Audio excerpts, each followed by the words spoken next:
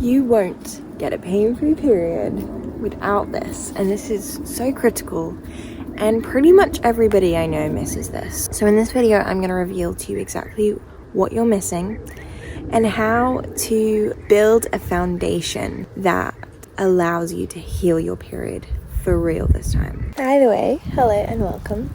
My name is Keziah, and I'm actually a herbalist who helps women heal their periods through lifestyle, nutrition, herbs. Okay, let's get into it. I feel like we all know that Bible story that goes, let me tell you how it goes. There are two men and they're both building a house. Now, one man decides he's going to build his house on sand. It's like, I'm guessing maybe he's in a desert, or maybe he's on a beach or something. Anyway, regardless, he decides to build his house on the sand, and we all know how this goes.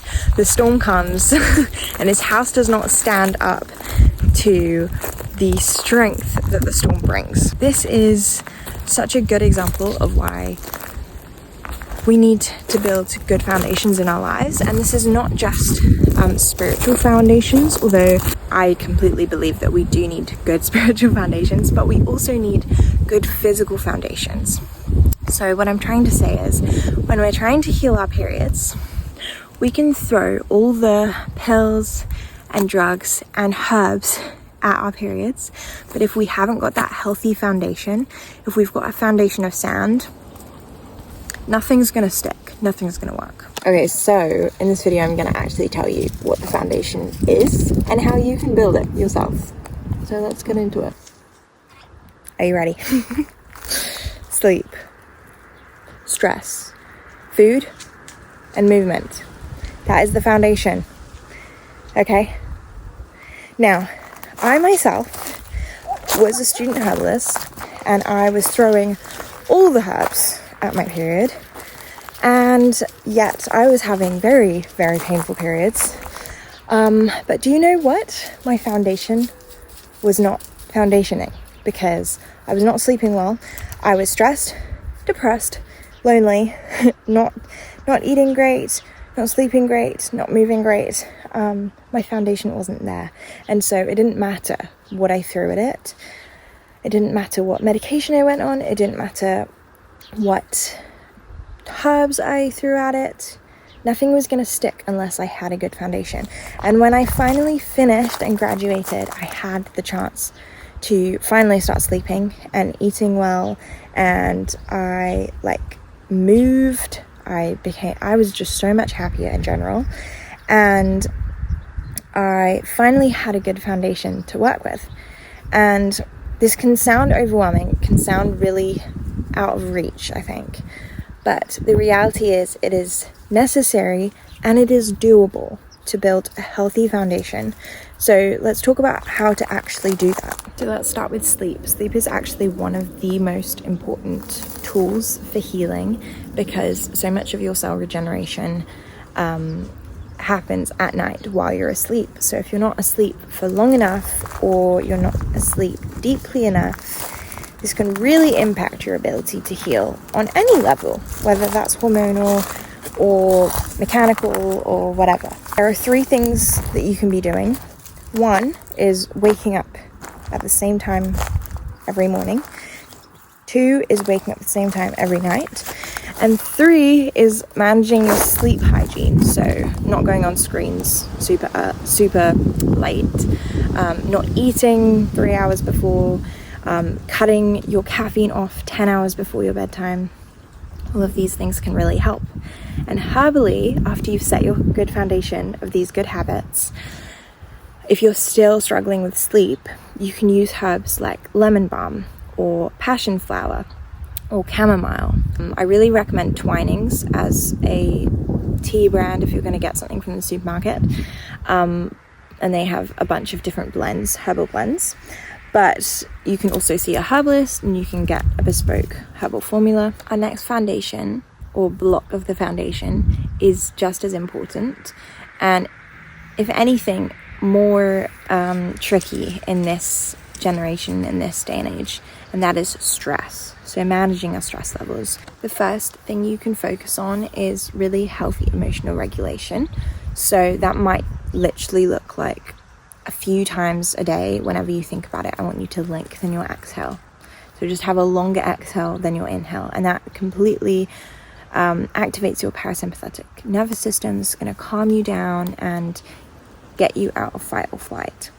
The second thing to calm your nervous system and your stress response is to move. And so this could be like dancing or shaking or even just like jumping in cold water. All of these things are super regulating, and it's actually very important to get this excess energy out of our bodies. So to actually move is a way that we can emotionally regulate and regulate our stress and cortisol levels.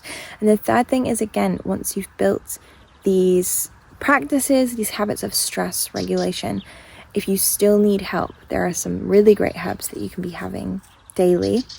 And that's things like rose, or again, lemon balm is an excellent nervous system support. And then things like passion flower or valerian, or again, chamomile. All of these things are very regulating to the nervous system. And one little tip is to eat oats on the daily, because oats are actually a nervine, which means it nourishes the actual nerves of your nervous system, because your nervous system is a physical system.